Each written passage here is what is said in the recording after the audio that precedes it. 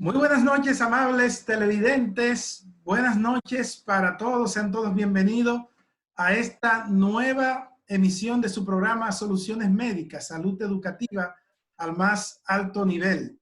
Estamos agradecidos de Dios por la oportunidad que nos da en este domingo de estar una vez más ante ustedes. Y en la noche de hoy tenemos a la infectóloga referencia de Soluciones Médicas. Ella es la doctora Margarita Santana, con quien hace 3 meses comenzamos a hablar de coronavirus y vamos a hacer una radiografía de lo que nosotros proyectamos en esa ocasión y lo que ha pasado con el coronavirus en nuestro país. Según el reporte de salud pública del día de hoy, con casi 400 muertes, quizás sobrepasó las expectativas o lo que uno pensaba del virus, doctora.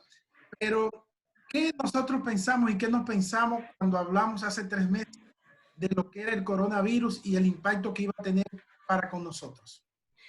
Sí, muy buenas tardes. Mira, recuerdo aquella vez en enero cuando comenzábamos a hablar de coronavirus y decíamos, simplemente nos limitábamos a dar la medida de precaución y a hablar sobre las manifestaciones clínicas que este virus podía producir.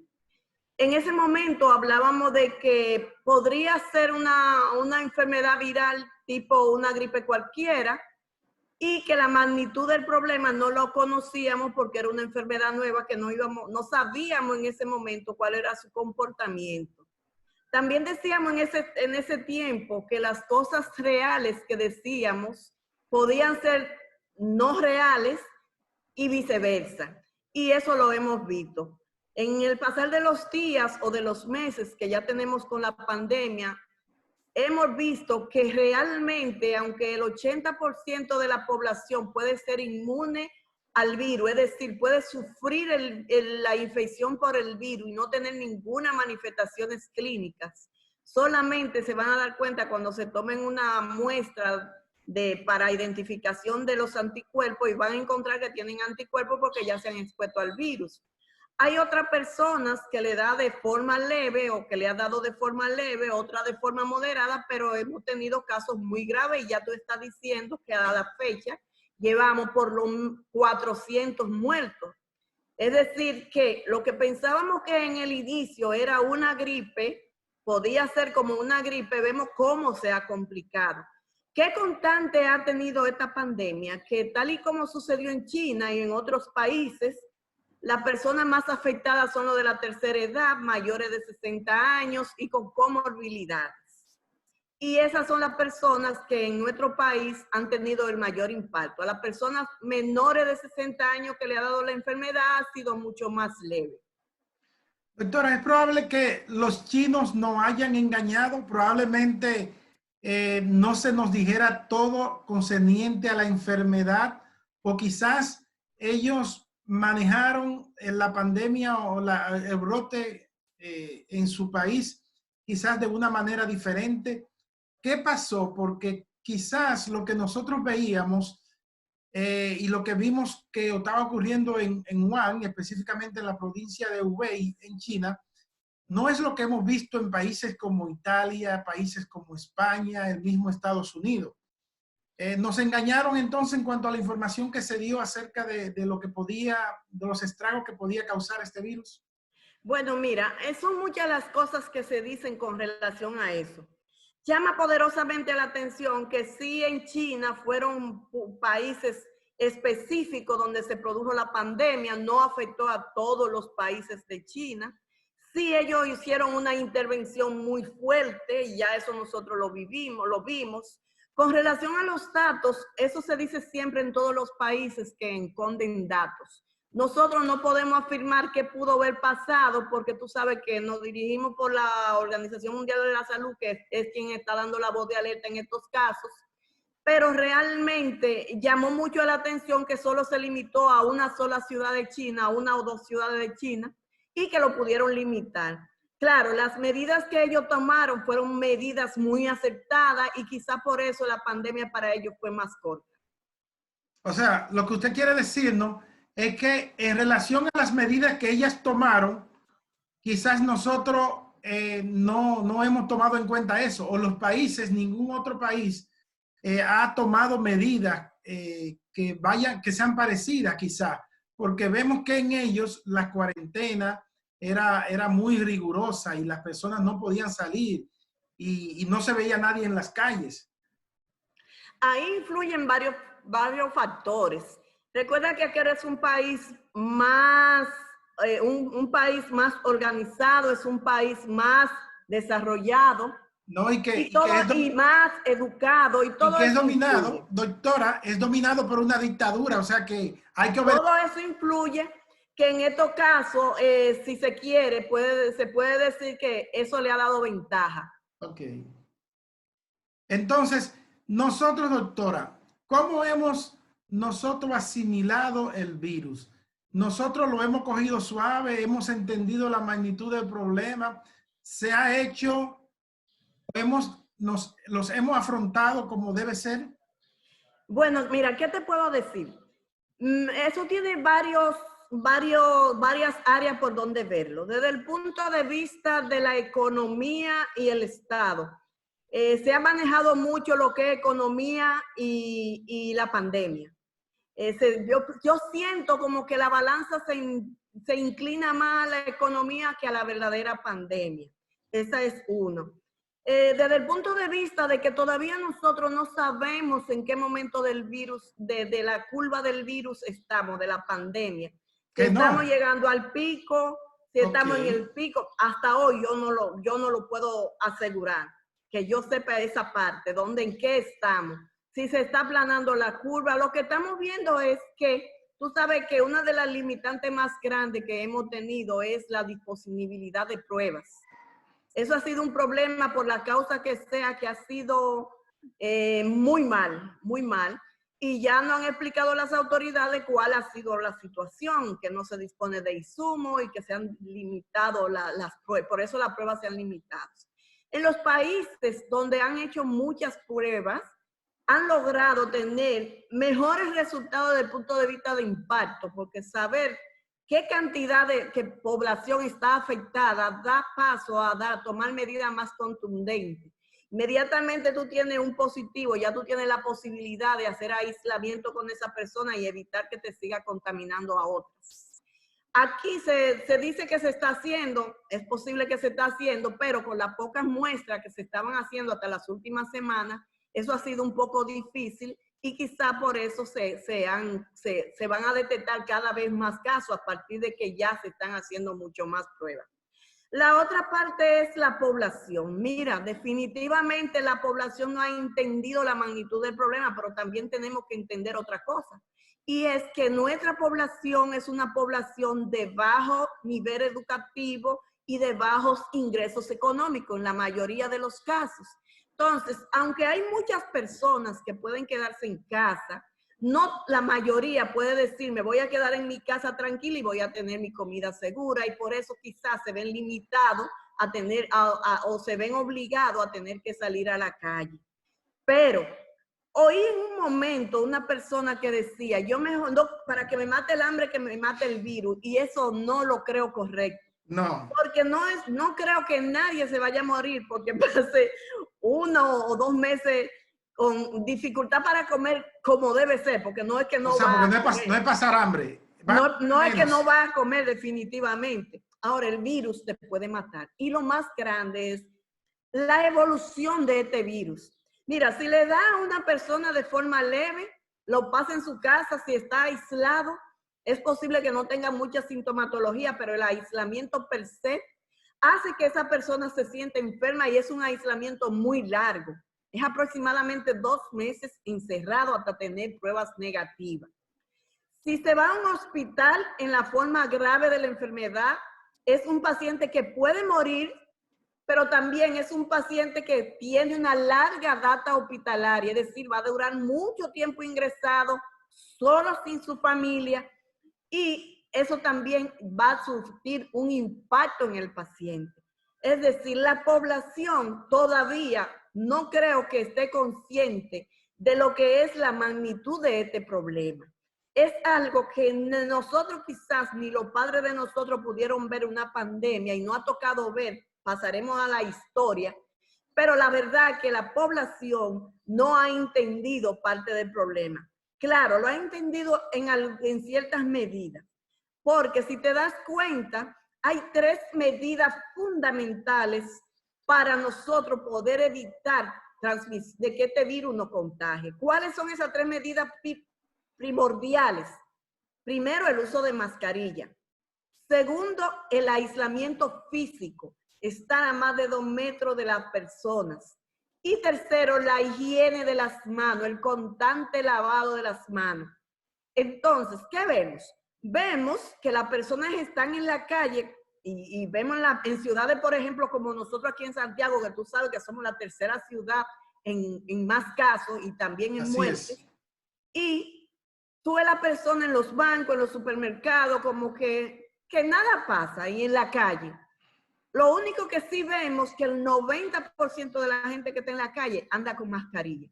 Pero cuando se habla de distanciamiento físico, es mucho menos ese porcentaje. Entonces, deben seguir las personas, las directrices del Ministerio de Salud Pública de quedarnos en casa. Todavía no es el momento de estar en la calle, porque todavía tenemos actividad muy fuerte de este virus y no podemos estar en la calle. Mientras estamos en la calle, el virus encuentra a quien infectar, vamos a tener muchos casos. Ahora, si nos quedamos en casa y si salimos, usamos todas las medidas del lugar, entonces nosotros vamos a tener menos personas infectadas y por tanto la curva del virus va a llegar más rápido y el aplanamiento también será más rápido. Debemos de saber que esta pandemia ha cambiado el estilo de vida del mundo. Seremos un antes y después de la pandemia. Las cosas que nosotros hacíamos libremente antes de la pandemia no las vamos a poder seguir haciendo. Por ejemplo, ya nosotros sabemos que vamos a quedar con coronavirus por mucho tiempo. Aunque baje la curva, van a surgir casos esporádicos y quizá van a surgir brotes esporádicos, pero la gente tenemos que tener la misma medida de precaución. Debemos andar con nuestras mascarillas, debemos de evitar el contacto físico, siempre a 2 metros de la persona, debemos de evitar los grupos. La clase ya tú sabes que ha sido una revolución, estamos en lo que es la educación virtual, porque todo eso tiene que cambiar.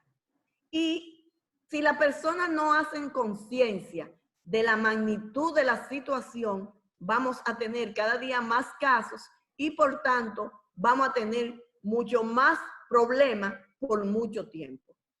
Lo que hicieron los suecos, doctora, en Suecia, ninguna medida, todo el mundo, los jóvenes para la calle a seguir trabajando normal, en condiciones normales, vamos a proteger a algunos pacientes que tienen antecedentes comórbidos y ellos no han parado su economía. Suecia tiene una tasa de mortalidad alta porque hay 2.600 muertos y algo en relación a la cantidad que le has dado, pero ha sido elogiado porque otros países tienen una mortalidad, aún deteniendo la economía, confinando a las personas, tienen una mortalidad parecida, como es el caso de Italia y de España. Es inmunidad colectiva. ¿Qué es eso? ¿A qué ellos están apostando? Mira, eso tiene ventajas y desventajas. En países como Suecia, ya tú lo has hablado, un país con una educación 1A, un país donde las personas son mucho más jóvenes, es posible que esa sea una medida de impacto, porque es interesante que suceda la inmunidad de rebaño. Con este virus todavía nada es confirmativo.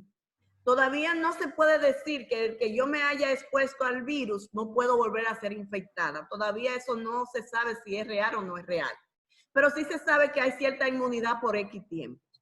Y el que una persona salga positivo sin que se haya sufrido síntomas significa que ha adquirido esa inmunidad de rebaño cuando hay circulación comunitaria del virus.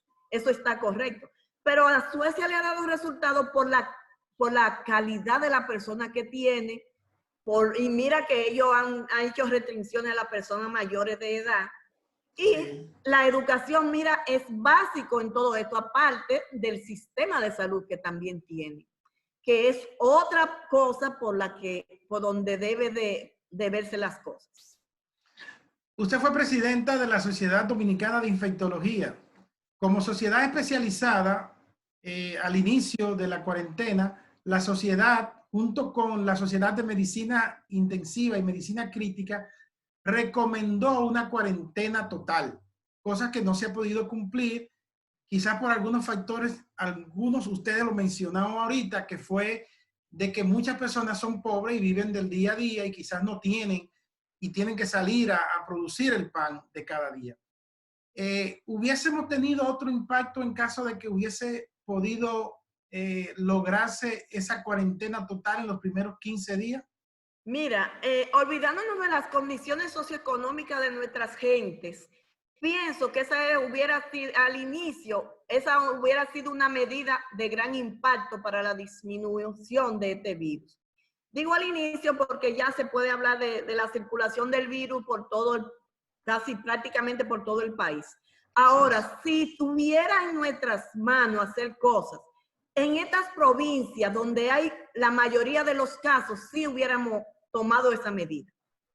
Y, por ejemplo, aquí en Santiago el síndico lo ha pedido insistentemente, y Santiago es una de las provincias que un cerco sanitario, pienso, desde nuestro punto de vista, que hubiera sido favorable. En el sentido de que eso, a la gente no estar en la calle, eso va a disminuir la contagiosidad del virus.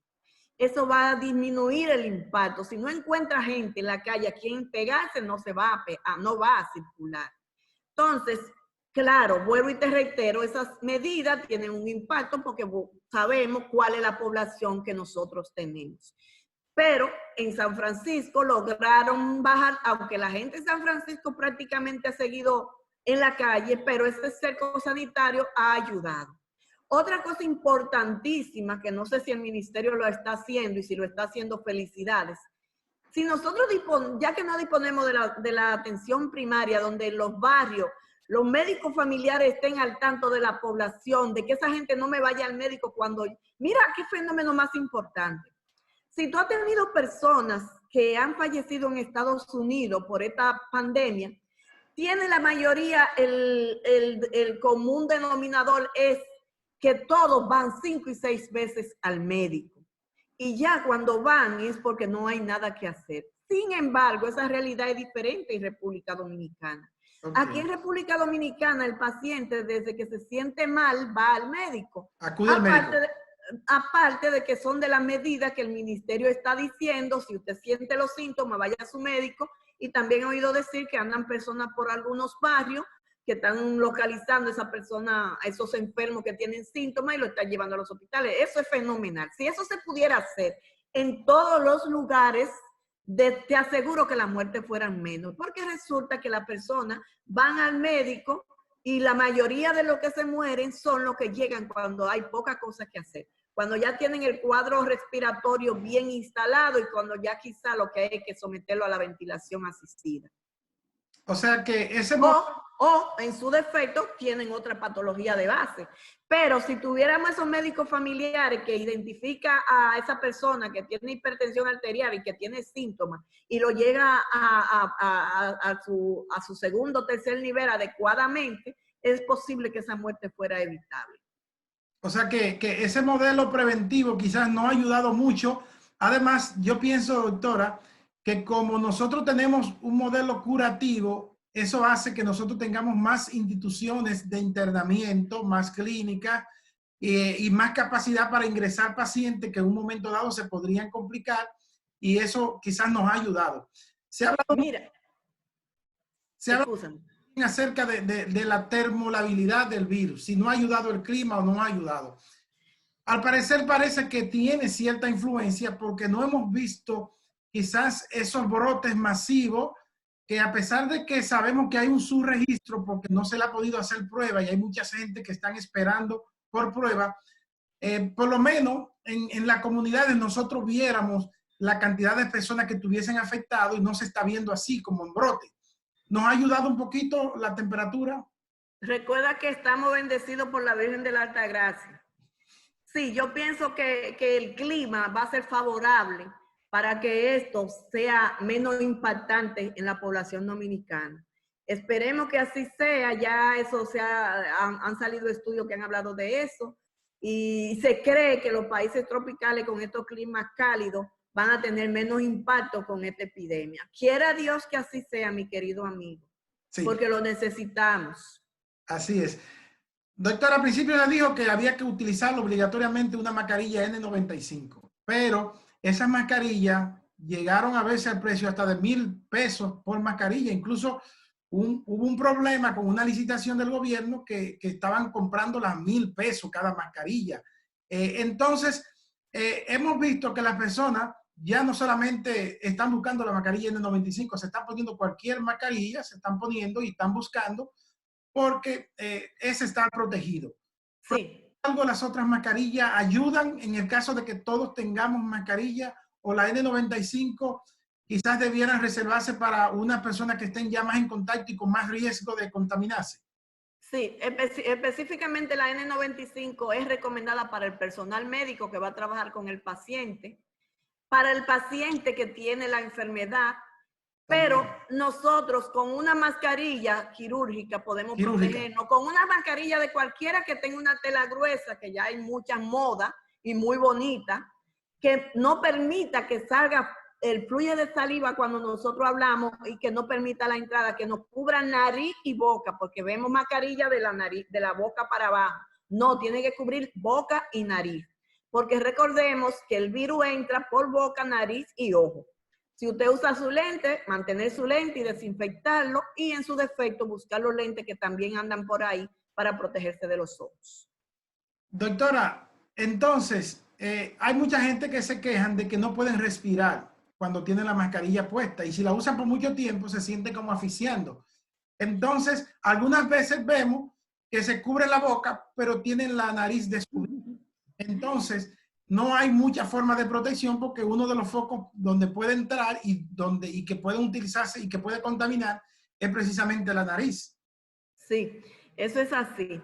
Hay que hacer énfasis. Si usted no está en grupo, si usted está en un lugar solo, usted puede estar sin la mascarilla. Sin mascarilla. Ahora, si usted va a grupo, usted tiene que tener la mascarilla. Si usted va a estar en contacto con otra persona, usted tiene que tener la mascarilla. Si usted va a estar en contacto con una persona mayor en su casa, su abuelito, usted tiene que ponerse mascarilla porque usted es que está en la calle, usted es que puede contaminarse y usted me puede contaminar a esa persona mayor.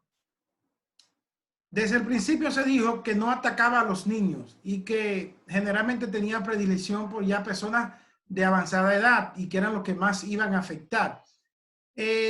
¿Cómo se ha mantenido esas estadísticas en el país? ¿Se sigue? Sí, ya según el ministerio, oí decir que hay más de 500 niños infectados y realmente... Eso es casi un 0.8% de los que 0.6%.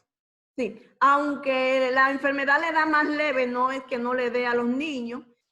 Ya tuviste que hemos tenido 5 niños, han fallecido 5 niños como consecuencia de la enfermedad. Y lo más llamativo es que en Estados Unidos ahora mismo sale un estudio donde se relaciona la enfermedad de Kawasaki, que es una enfermedad de origen desconocido, con el COVID-19.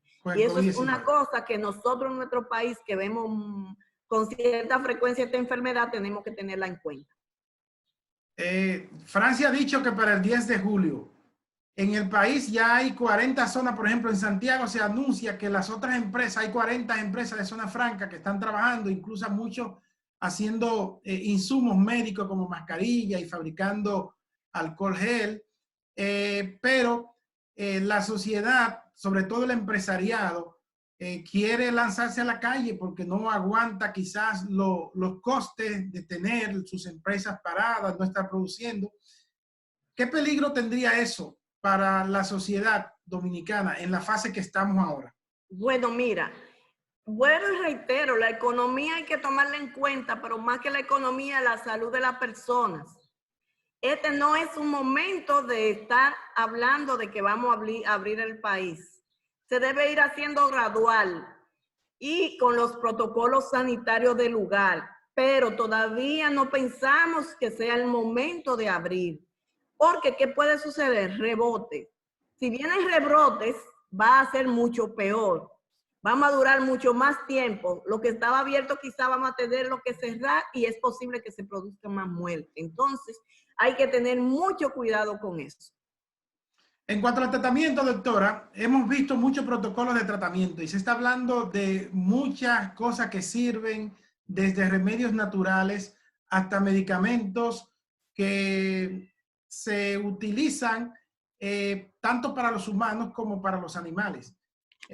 También hemos podido ver y valorar que hay muchos protocolos que comienzan a utilizar tratamiento aún sin tener las pruebas por el problema del tiempo que duran las pruebas. Las pruebas que los laboratorios privados por lo general entregan en 48, 72 horas, el Ministerio de Salud Pública se dura 10, 12 días para entregarla.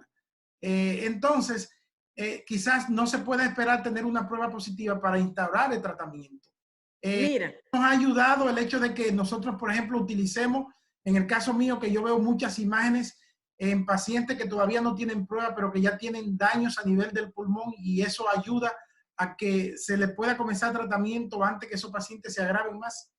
sí, mira, no podemos perder de vista que las enfermedades, para diagnosticar una enfermedad, el 80% es clínica y el 20% es de estudio, primero. Lo segundo es, dentro de esa clínica tenemos que tener muy claro lo que es la epidemiología. En un momento donde estamos en un brote epidémico de cualquier enfermedad, todo lo que se parece es hasta que se demuestre lo contrario. Yo pienso que si pensamos de esa manera, el paciente puede tener mejores resultados. Con relación a los tratamientos, igual que todas las enfermedades virales o que la mayoría de las enfermedades virales, no hay tratamiento específico. Todos esos tratamientos que ustedes oyen mencionar por ahí son medicamentos de experimentación que, claro, ante un caso moderado a grave, usted pone a firmar el consentimiento informado al paciente o al familiar y usted se lo pone al paciente. Pero hasta ahora, desde el punto de vista científico, no hay un tratamiento específico para esta enfermedad.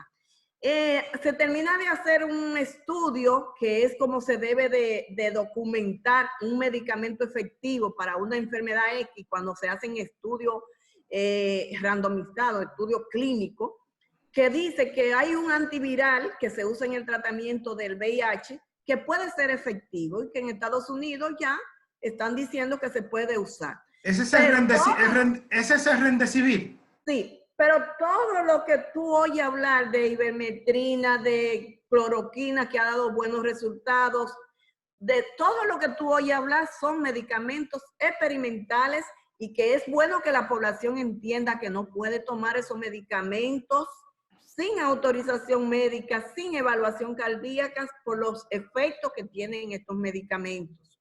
Todo el que usa estos medicamentos debe tener una valoración cardíaca primero. Porque puede salir más caro que la enfermedad.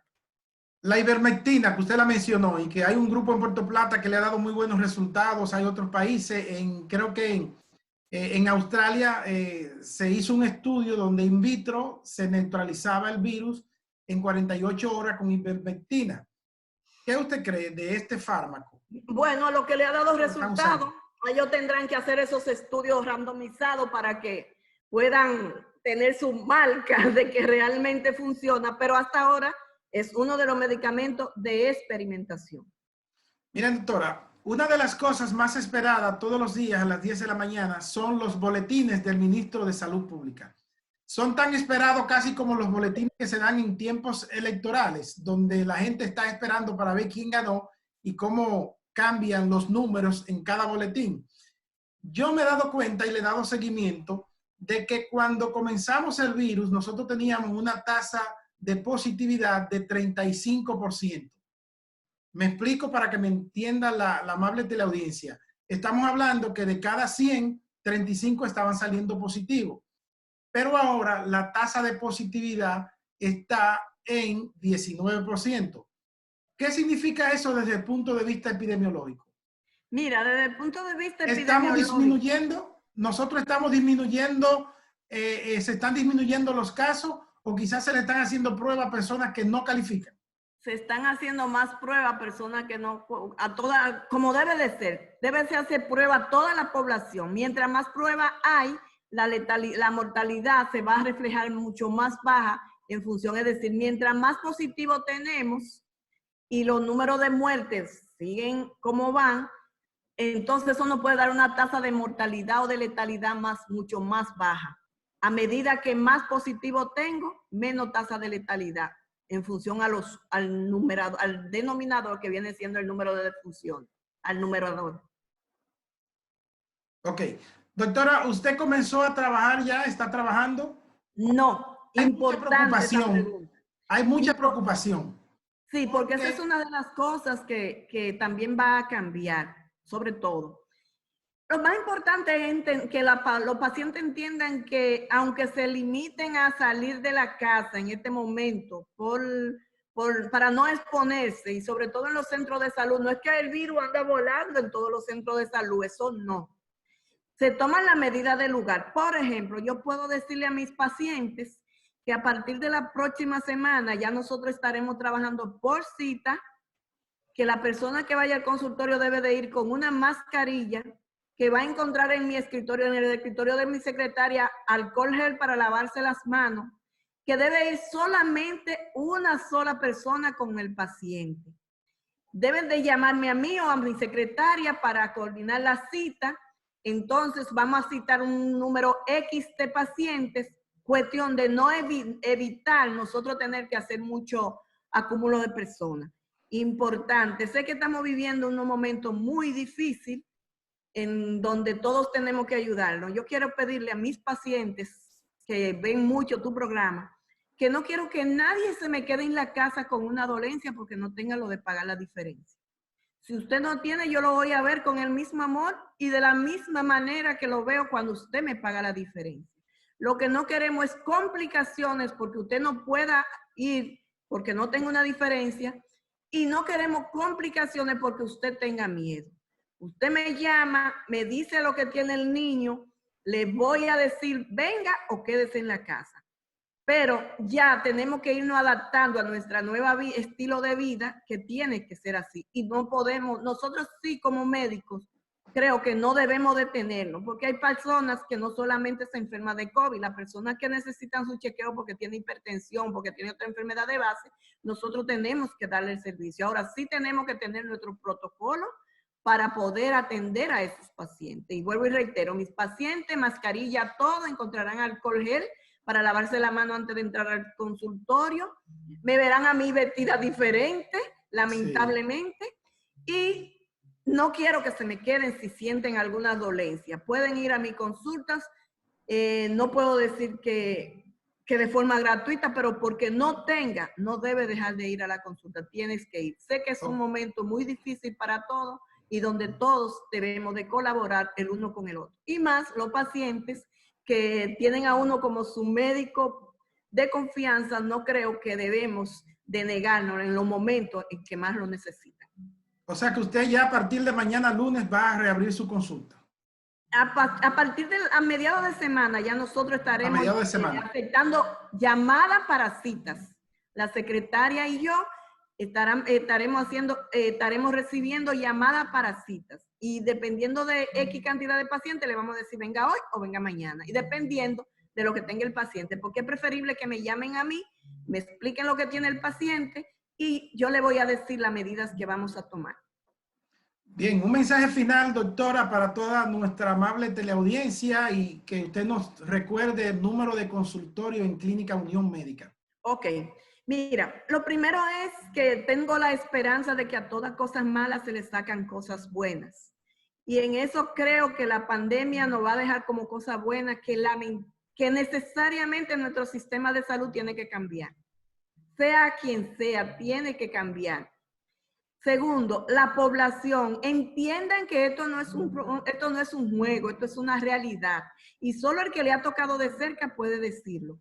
Entonces, vamos a tratar de seguir las orientaciones del Ministerio de Salud Pública, vamos a salir a lo imprescindible a la calle, vamos a usar mascarilla, vamos a usar el distanciamiento físico y vamos a lavarnos la mano constantemente a ver si logramos que esta pandemia disminuya su curva, se aplane y aunque queden casos esporádicos, pero que podamos salir a la calle con mayor libertad.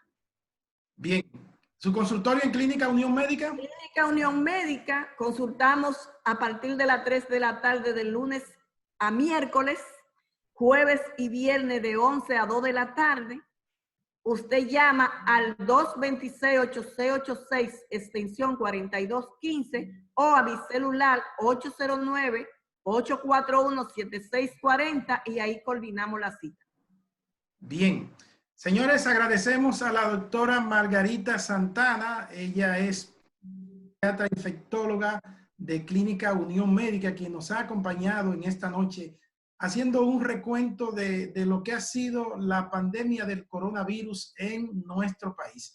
A ustedes, amables teleaudientes, gracias por la atención que cada domingo nos dispensan con un programa como este, un programa edificante para toda la familia. Así que pasen todo. Feliz resto de la noche. Gracias, doctora. Gracias a ti.